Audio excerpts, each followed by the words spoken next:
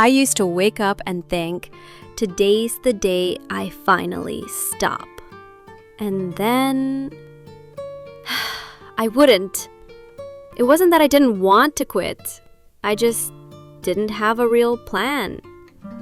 Willpower, I had some, but it ran out fast, especially during stress, boredom, or those late night scrolls.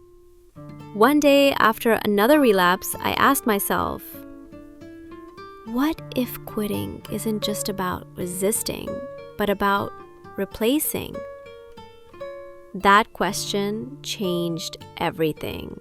Because once I stopped trying to force change and started designing it like a system, I began seeing results. In this video, I'll walk you through the exact plan I created, based on psychology and real-life testing, to break the addiction cycle, step by step.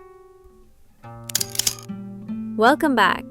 So far, we've talked about how I discovered my addiction and why it was so hard to quit. Now, it's time to move from understanding to action. This episode is all about the plan I used to finally gain momentum. Not a perfect plan, not an overnight fix, but something doable, sustainable, backed by science. We'll talk about why habits must be replaced, not erased, how to prepare for urges before they hit, how emotional journaling became my secret weapon, and how I built streaks that actually lasted. If you've tried and failed before, good. That means you care. Let's turn that energy into something that actually works. There was one day I remember clearly. I had just hit day 3 clean again. But in celebrating, I felt anxious. Why? Because I knew what was coming. That familiar trigger. That just one more time voice.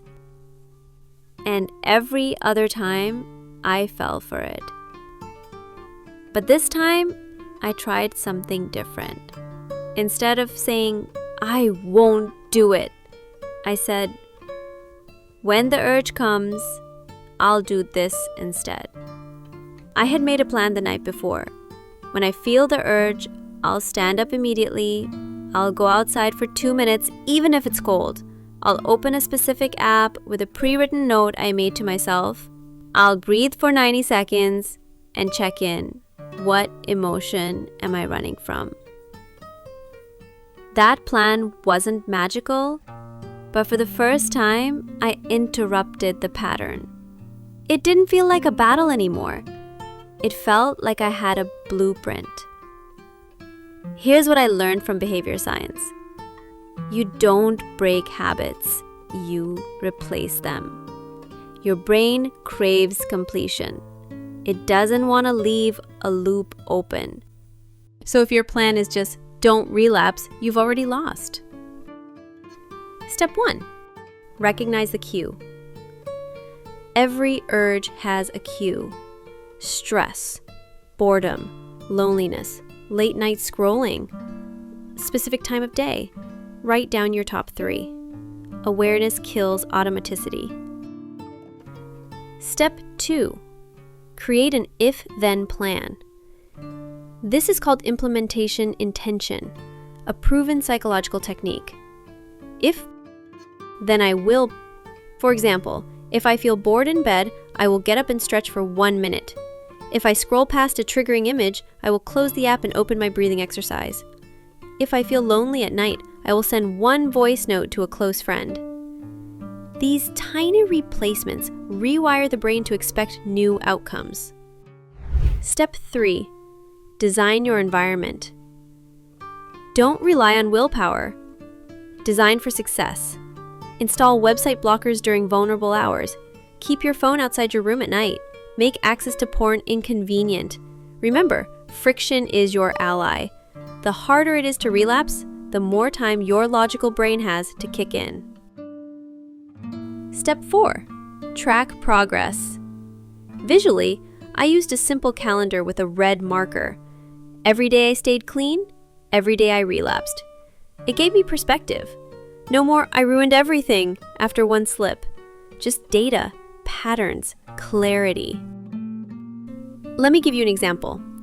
One night, I felt that creeping anxiety, the kind that usually sent me straight to old habits. But I remembered my plan. So I grabbed my journal and asked myself, what emotion am I running from right now? I realized I felt invisible. It wasn't about sexual desire. It was about wanting to feel something, anything. That insight alone reduced the craving by half. Another time, I swapped a trigger app on my phone with a note that read, "Your future self is watching. Are you proud of what you're about to do?" Simple, but powerful. You'd be surprised how effective these small interventions can be when stacked daily. The urge isn't a command, it's a signal, one you can learn to redirect. Here are a few unexpected tools that help me. Cold showers. Reset the nervous system and reduce cravings. Daily journaling. I track not just streaks, but emotions behind each urge. Voice memos to self. I'd record a message every time I had a strong urge, reminding myself why I'm quitting. Accountability partner. I had one trusted friend who didn't judge, just listened. None of these were silver bullets, but together they became a shield, and slowly the streaks started lasting longer. Not because I became stronger, but because I became smarter. Now let me ask you, if you could replace your current urge routine with something new, what would it be? Even if it sounds silly or small, write it in the comments.